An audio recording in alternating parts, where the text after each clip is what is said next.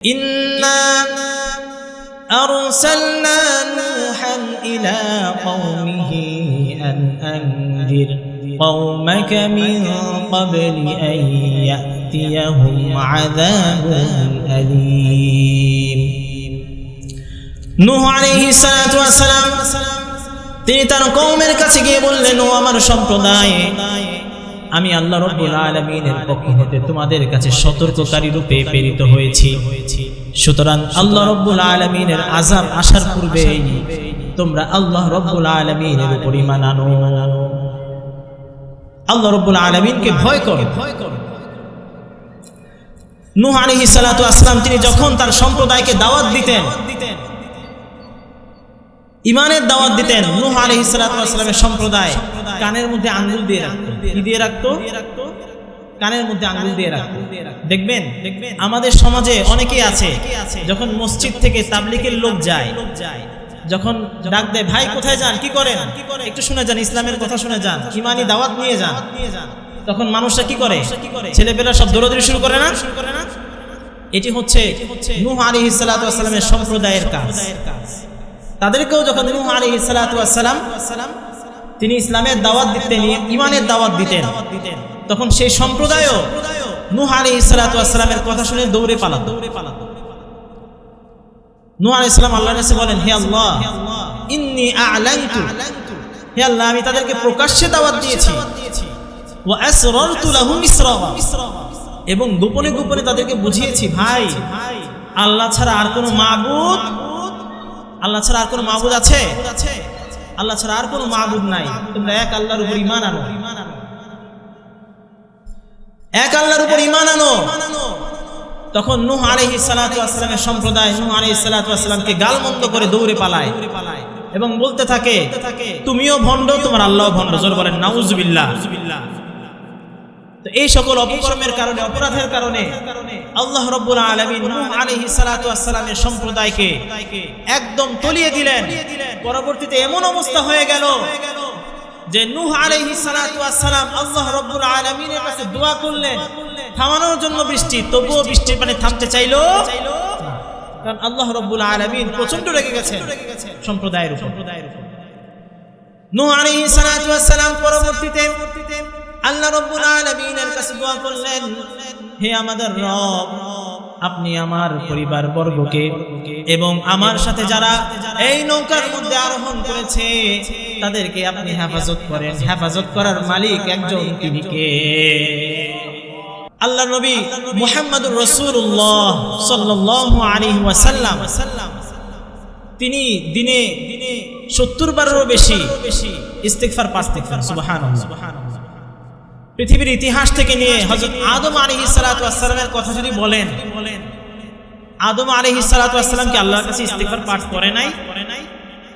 পড়ছে কি করে নাই? পড়ছে। আল্লাহ রাব্বুল আলামিন সেই কথা সূরা আরাফের 21 নম্বর আয়াতে আল্লাহ রাব্বুল আলামিন তিনি জানিয়ে দিয়েছেন।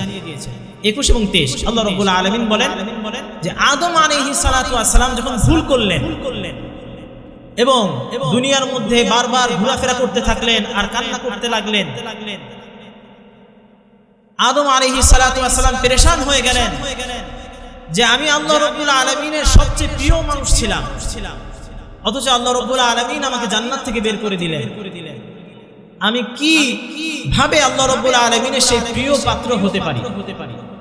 হযরত আদম আলাইহিস সালাতু ওয়াস সালাম আল্লাহর কাছে দোয়া করলেন, রব্বানা যালামনা আনফুসানা ওয়া ইল্লাম তাগফির লানা ওয়া তারহামনা লানাকুনান্না মিনাল খাসিরিন। হে আমাদের রব, আমি আমার নিজের উপর জুলুম করেছি, যদি আপনি আমাকে ক্ষমা না করেন, যদি আপনি আমাকে ক্ষমা না করেন, আপনার রহমত যদি আমাকে দান না করেন, তাহলে আমি ক্ষতিগ্রস্তদের অন্তর্ভুক্ত হয়ে যাব। একবার চিন্তা করে দেখেন যে একজন নবী তিনি আল্লাহ রাব্বুল আলামিনের কাছে যখন দোয়া করলেন, কতটা ভালোবাসা, কতটা আবেগ দিয়ে দোয়া করলেন। তাহলে নবীরা তওবা করে কি করে না? করে। আপনি যদি হযরত নূহ আলাইহিস সালাতু ওয়াস সালামের দিকে তাকান, সাইয়্যিদুনা নূহ আলাইহিস সালাতু ওয়াস সালাম উনি প্রায় ৯৫০ বছর, আরেক বর্ণনায় আছে ১২৫০ বছর দুনিয়ার বুকে জীবিত ছিলেন। এর ভিতরে ৯৫০ বছরের মতো তিনি মানুষদেরকে দাওয়াত দিয়েছেন। কি দিয়েছেন? দাওয়াত দিয়েছেন। তো দাওয়াত দেওয়ার পর যখন ৮০ থেকে ৮২ জন মানুষ নূহ আলাইহিস সালাতু ওয়াস সালামের দাওয়াত কবুল করলো, আর বাকি সম্প্রদায়ের কেউ নূহ আলাইহিস সালাতু ওয়াস সালামের দাওয়াত কবুল করলো না, আল্লাহ রাব্বুল আলামিন তাকে হুকুম দিলেন যে হে নূহ, আপনি আপনার সাথে যারা আছে, সঙ্গী যারা আছে, সকলকে নিয়ে সেই নৌকায় উঠে যান। আমি আল্লাহ রাব্বুল আলামিন আপনাদেরকে হেফাজত করব, আর বাকি যারা আছে দুনিয়ার ভিতরে সকলকে আমি তলিয়ে দিব। জোরে বলেন নাউজুবিল্লাহ। আচ্ছা, আল্লাহ রাব্বুল আলামিনের আযাব কি এমনি এমনি আসে? এমনি এমনি আসে? এমনি এমনি আসে না। আল্লাহ রাব্বুল আলামিন যখন আযাব দেন, এর আগে বহুবার মানুষকে সতর্ক করেন। নূহ আলাইহিস সালাতু ওয়াস সালাম তিনি তার কওমের কাছে গিয়ে বললেন, ইন্না আরসালনা নূহান ইলা কওমিহি আন আনজির কওমাকা মিন ক্বাবলি আন ইয়াতিয়াহুম আযাবুন আলীম। নূহ আলাইহিস সালাতু ওয়াস সালাম তিনি তার কওমের কাছে গিয়ে বললেন, ও আমার সম্প্রদায়, আমি আল্লাহ রাব্বুল আলামিনের পক্ষ হতে তোমাদের কাছে সতর্ককারী রূপে প্রেরিত হয়েছি। সুতরাং আল্লাহ রাব্বুল আলামিনের আযাব আসার পূর্বেই তোমরা আল্লাহ রাব্বুল আলামিনের উপর ঈমান আনো, আল্লাহ রাব্বুল আলামিনকে ভয় করো। নূহ আলাইহিস সালাতু ওয়াস সালাম তিনি যখন তার সম্প্রদায়কে দাওয়াত দিতেন, ইমানের দাওয়াত দিতেন, নূহ আলাইহিস সালাতু ওয়াস সালামের সম্প্রদায় কানের মধ্যে আঙ্গুল দিয়ে রাখতো। কি দিয়ে রাখতো? কানের মধ্যে আঙ্গুল দিয়ে রাখতো। দেখবেন আমাদের সমাজে অনেকেই আছে, যখন মসজিদ থেকে তাবলীগের লোক যায়, যখন ডাক দেয়, ভাই কোথায় যান, কি করেন, একটু শুনে যান, ইসলামের কথা শুনে যান, ইমানি দাওয়াত নিয়ে যান, তখন মানুষরা কি করে? ছেলেপেলা সব দৌড়াদৌড়ি শুরু করে না? এটি হচ্ছে নূহ আলাইহিস সালাতু ওয়াস সালামের সম্প্রদায়ের কাজ।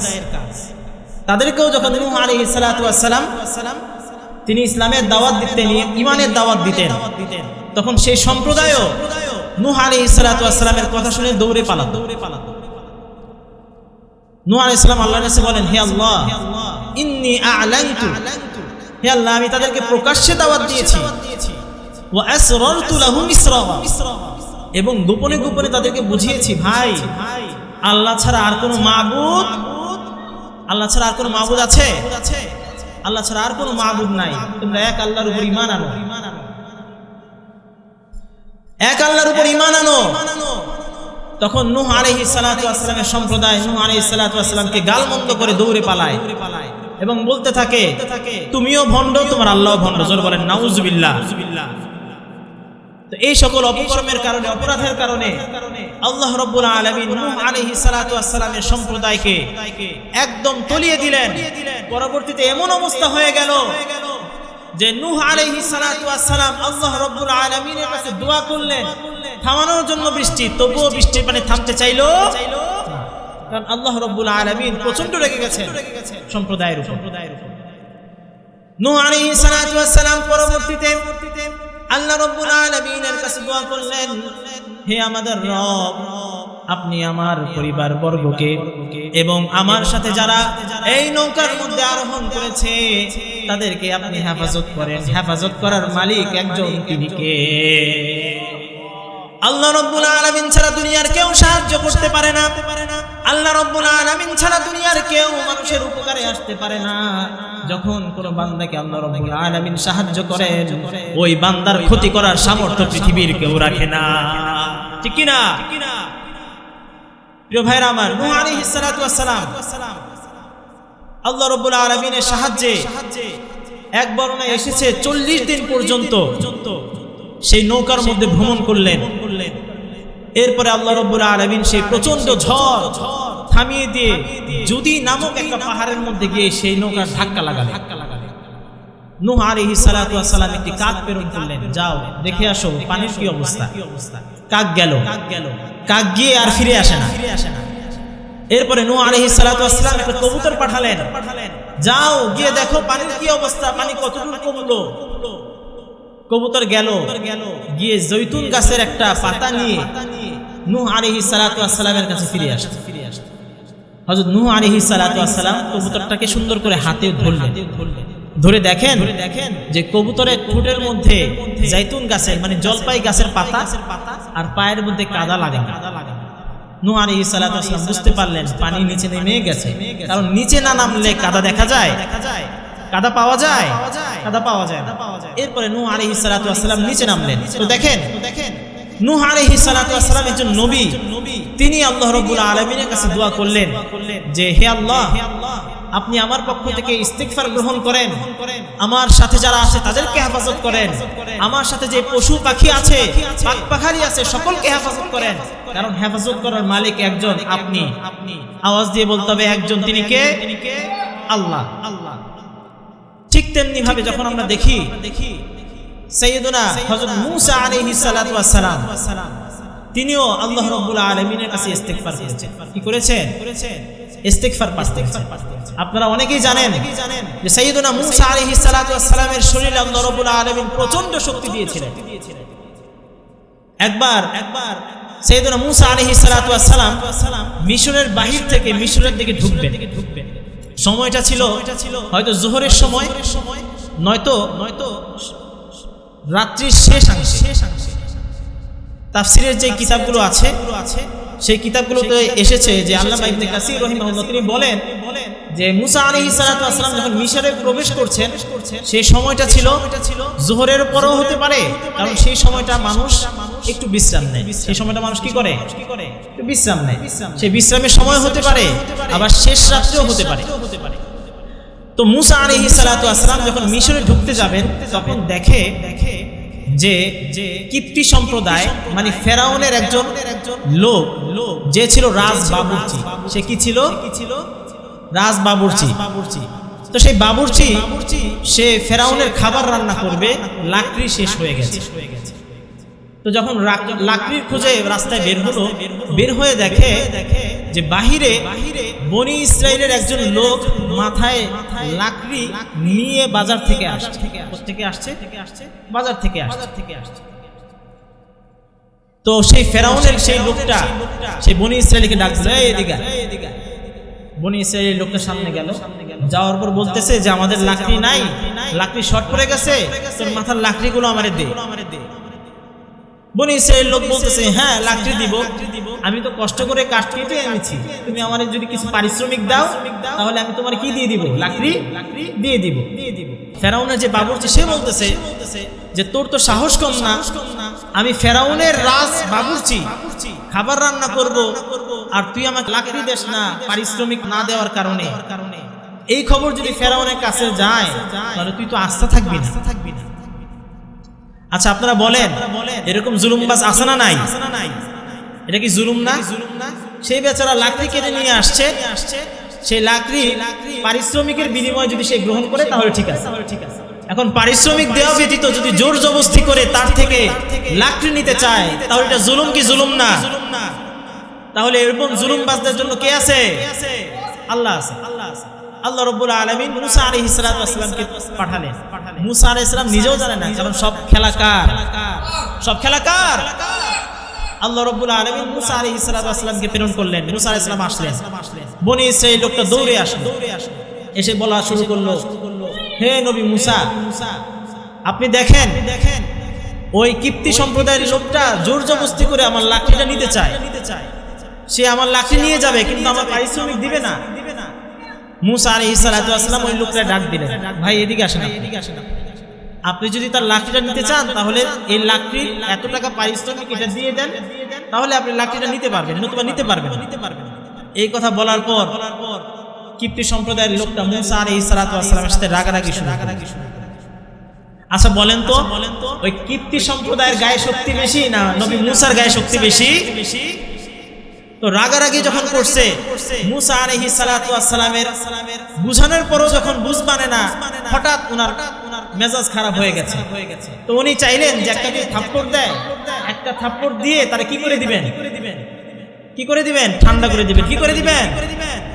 এখন এই ঠান্ডা যে একেবারে ঠান্ডা তিনি কি জানেন?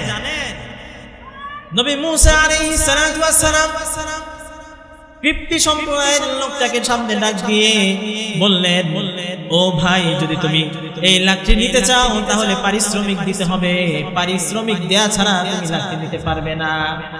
এই কথা বলার সঙ্গে সঙ্গে নবী মুসা আলাইহিস সালাতু ওয়াস সালামের সাথে চোখ গরম করে উচ্চবাক কথা বলা শুরু করলো।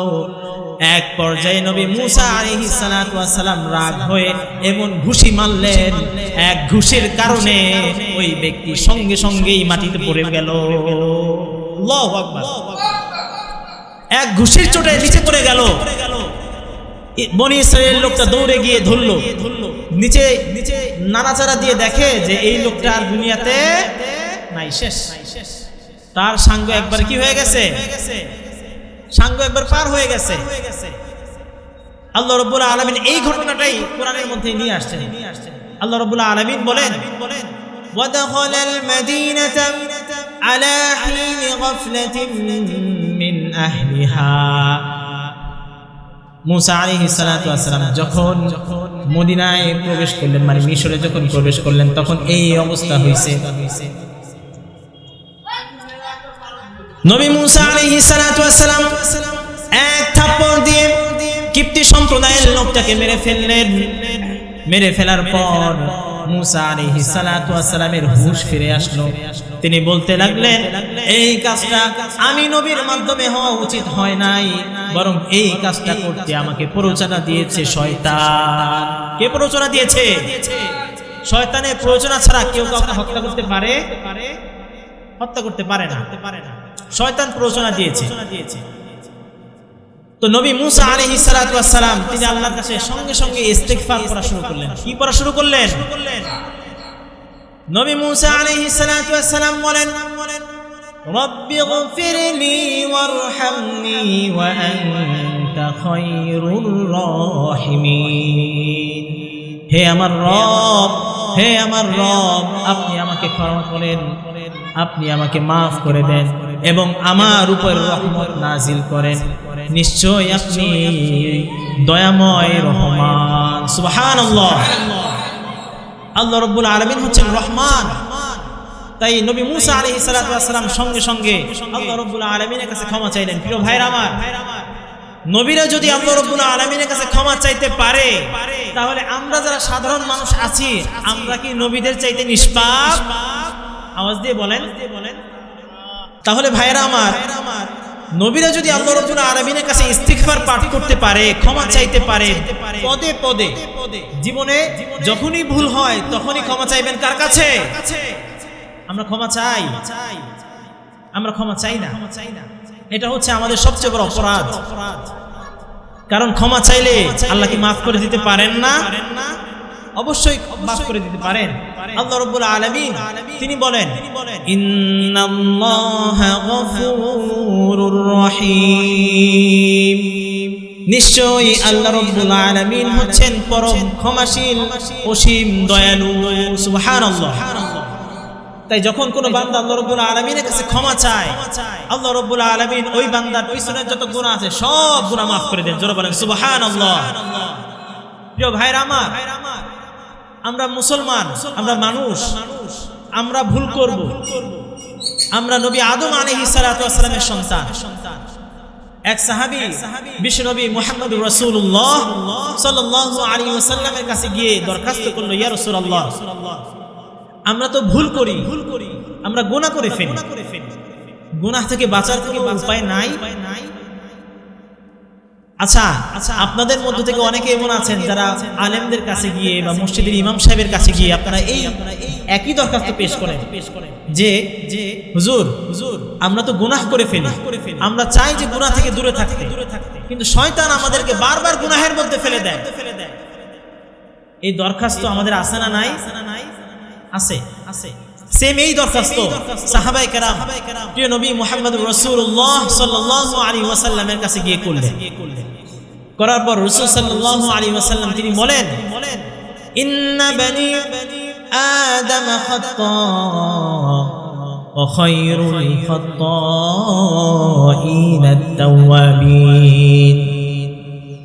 নিশ্চয় বনি আদম যারা আছে, আদম সন্তানেরা যারা আছে, প্রত্যেকেই হলো গুনাহগার, প্রত্যেকেই গুনাহ করবে, কিন্তু গুনাহগারদের মধ্যে সর্বোত্তম গুনাহগার হচ্ছে সেই ব্যক্তি যে গুনাহ করার পরে সঙ্গে সঙ্গে আল্লাহর কাছে তওবা করে।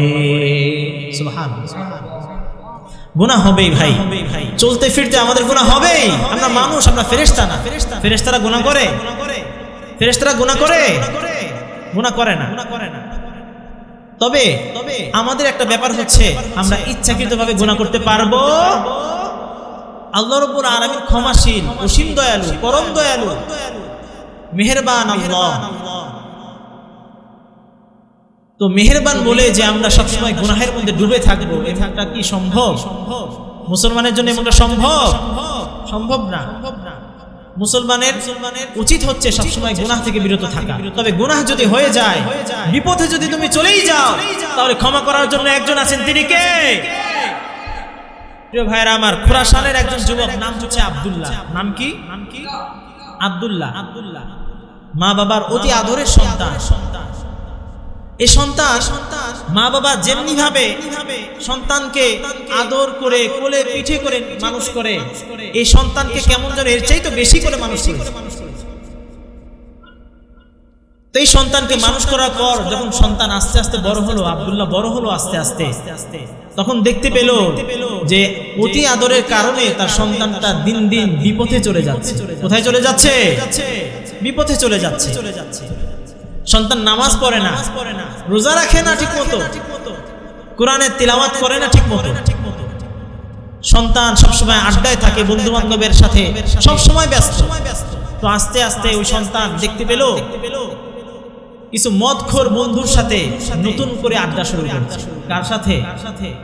কিছু মদখোর বন্ধুর সাথে নতুন করে আড্ডা শুরু করেছে। মা বাবা খুব পরহেজগার, নিজেরা নামাজি, সবসময় আল্লাহর কাছে দোয়া করে, তাহাজ্জুদ করে আল্লাহর কাছে দোয়া করে, হে আল্লাহ, আমার সন্তানকে তুমি ইসলামের পথে সবসময় পরিচালিত করো। আল্লাহর কাছে দোয়া করে, হে আল্লাহ, আমার সন্তানকে তুমি বিপথে নিও না, আমার সন্তানকে তুমি ধ্বংস করে দিও না, আমার সন্তানকে তুমি ইসলামের পথে রাখো। আব্দুল্লাহর মা বাবা আব্দুল্লাহর জন্য দোয়া করে। প্রিয় ভাইরা আমার, আল্লাহ রাব্বুল আলামিনের কাছে যখন কোনো মা বাবা দোয়া করে, আল্লাহ রাব্বুল আলামিন সেই দোয়া সঙ্গে সঙ্গে কবুল করে নেন। সুবহানাল্লাহ। আমরা যখন দোয়া করি আল্লাহর কাছে, সেই দোয়া প্রথম আসমান, দ্বিতীয় আসমান, তৃতীয় আসমান ভেদ করে উপরে উঠে। তো মা বাবা যখন সন্তানের জন্য দোয়া করে, তখন সেই সন্তানের জন্য সেই দোয়াটা আসমানের পরোয়া মানে না, সরাসরি আল্লাহ রাব্বুল আলামিনের আরশ আজিমের উপরে উঠে যায়। সুবহানাল্লাহ। আব্দুল্লাহর মা বাবা যখন দোয়া করলেন, যখন তাহাজ্জুদের সময় দোয়া করছেন, তখন আব্দুল্লাহ বন্ধুদের সাথে মদ খেয়ে অচেতন অবস্থায় পড়ে আছে। আল্লাহ রাব্বুল আলামিন ওই আব্দুল্লাহর চোখে এমন ঘুম দিয়ে দিলেন, আব্দুল্লাহ ঘুমের ঘরে দেখতে পায় সে বিশাল একটা বাগানের মধ্যে উপস্থিত হয়ে গেছে। সুবহানাল্লাহ। বিশাল একটা বাগান, এত সুন্দর বাগান জীবনে কেউ কোনোদিন দেখে নাই। সাধারণত ইরানের মানুষ যারা, আমাদের বাংলাদেশে বাগান সচরাচর দেখা যায় না। দেখা যায় না। কিন্তু ইরানে এত সুন্দর দৃশ্য, এত সুন্দর পাহাড়, পাহাড়ের নিচে প্রবাহমান নীল পানি, দেখলেই চোখ জুড়িয়ে যায়। এত সুন্দর দৃশ্য ইরানে।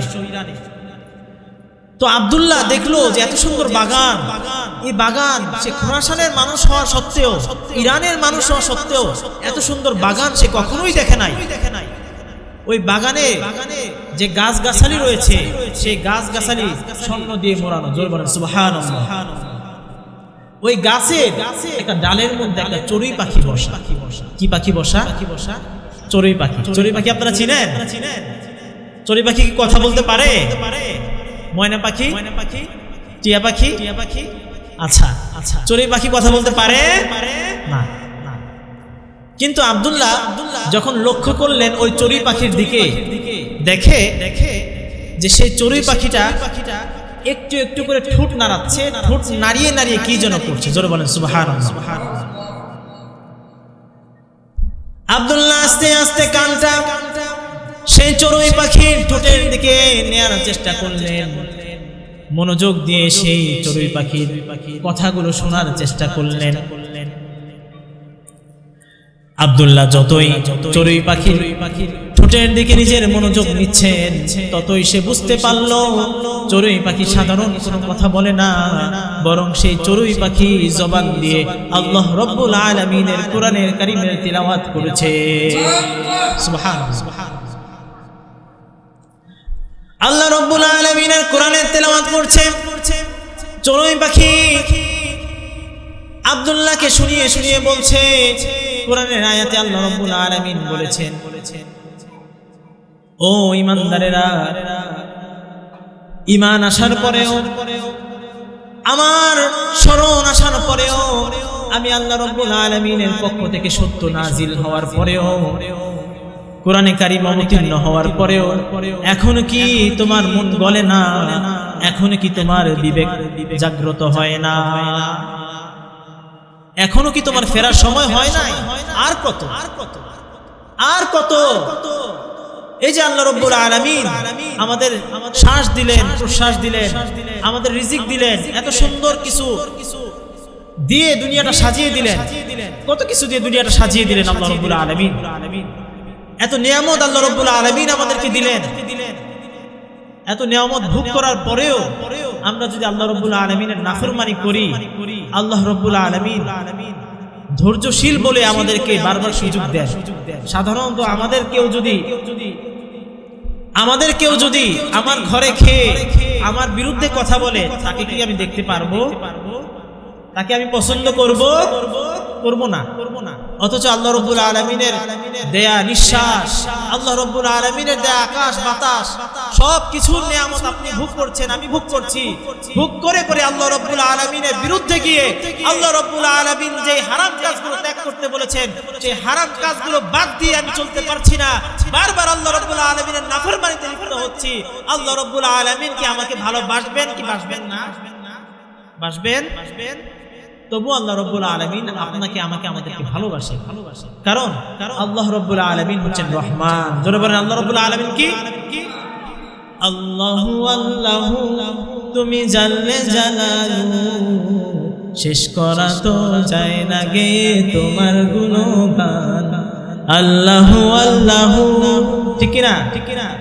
আল্লাহ রব্বুল আলামিনের গুণগান গিয়ে শেষ করা যায় না। তিনি এতই দয়াময়, এতই রহমান, এতই মেহেরবান যে আমরা গুনাহ করার পরেও বারবার আমাদেরকে আল্লাহ রব্বুল আলামিন ডাকেন। তো আব্দুল্লাহকে আল্লাহ রব্বুল আলামিন ওই পাখির মাধ্যমে জানিয়ে দিলেন, ও আব্দুল্লাহ, আর কত তুমি বিপদে চলবে, আর কত তুমি নাফরমানি করবে, আর কত মদ খেয়ে উন্মাতাল হয় তুমি পড়ে থাকবে, তোমার কি ফেরার সময় হয় নাই? যখন এই পাখির কণ্ঠে এই কথাগুলো আব্দুল্লাহ শুনতে পেল, শোনার সঙ্গে সঙ্গে আব্দুল্লাহ এক ঝাটকা দিয়ে ঘুম থেকে উঠে গেল। ঘুম থেকে উঠে আব্দুল্লাহ চোখের পানিগুলো ছেড়ে দিয়ে বলতে লাগে, ও আল্লাহ, তোমার শুকরিয়া, আমি আব্দুল্লাহ তোমার আয়াত শুনে তোমার পথেই ফিরে এসেছি। সুবহানাল্লাহ।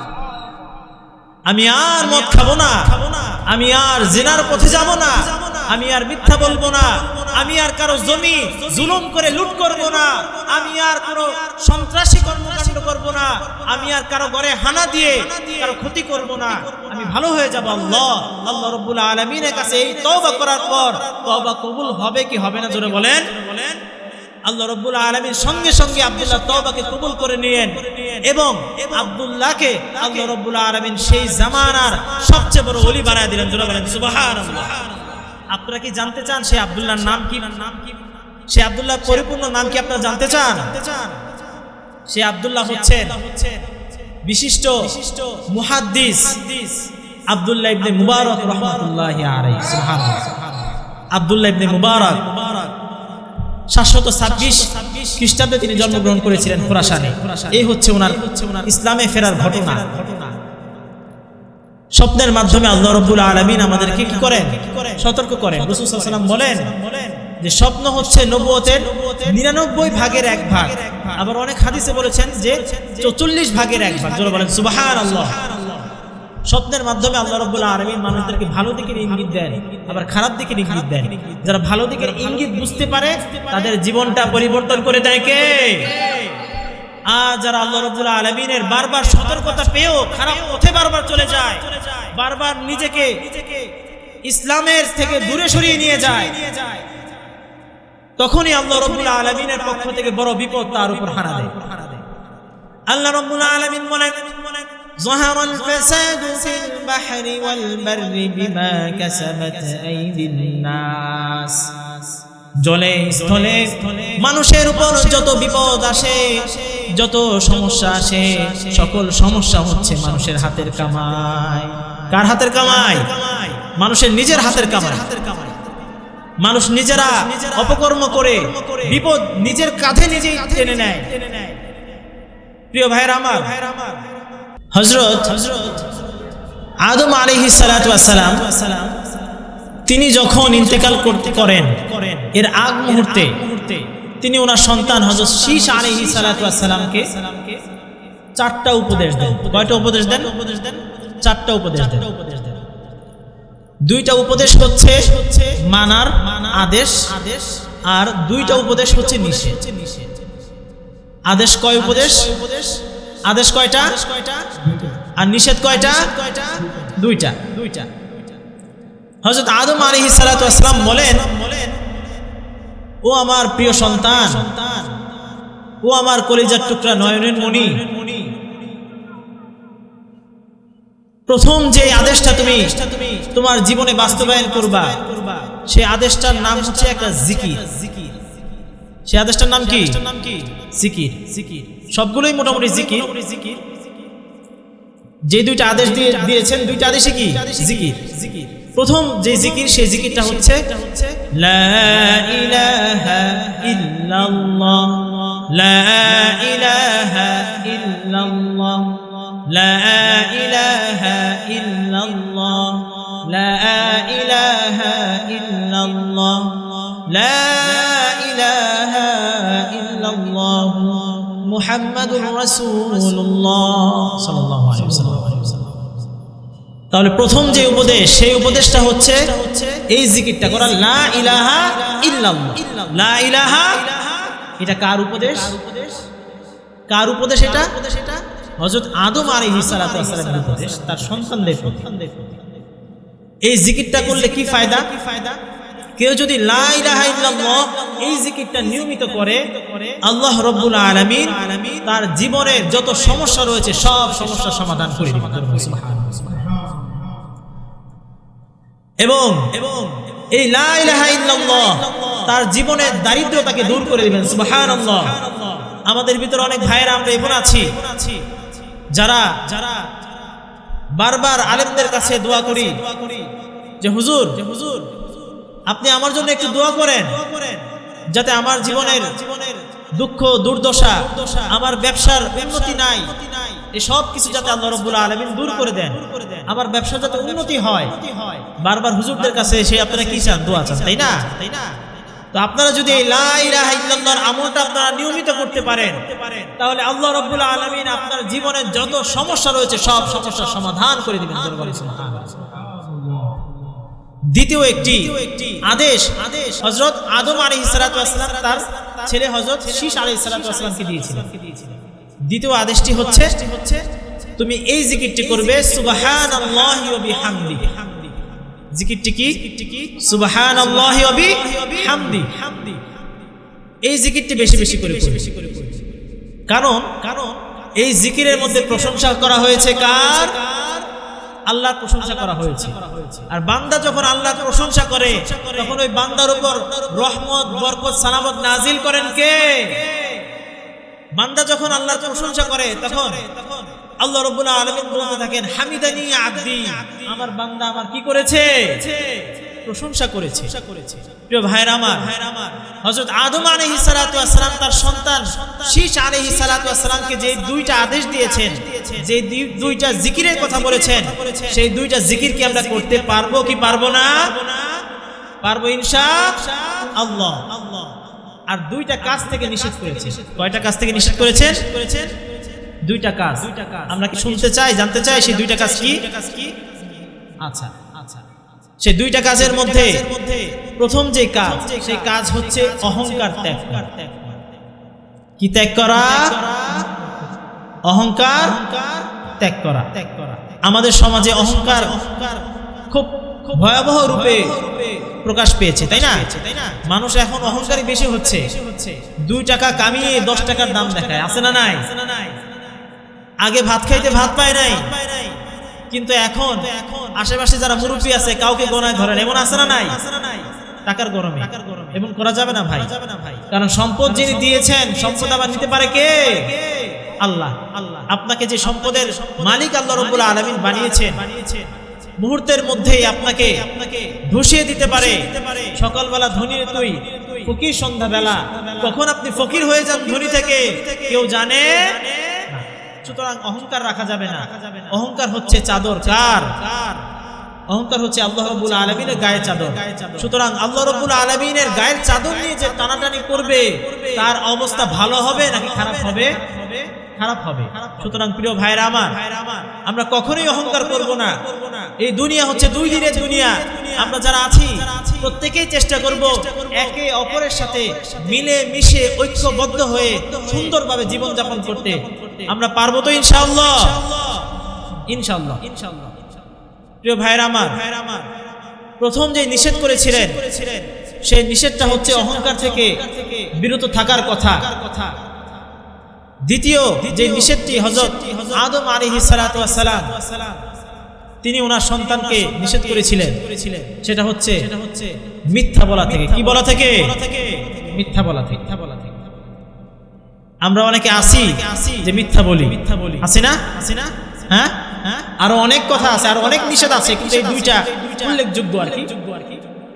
কারণ মিথ্যা এমন একটা জিনিস, যে জিনিস মানুষকে ধীরে ধীরে গুনাহের দিকে নিয়ে যায়। জোরে বলেন ঠিক কিনা?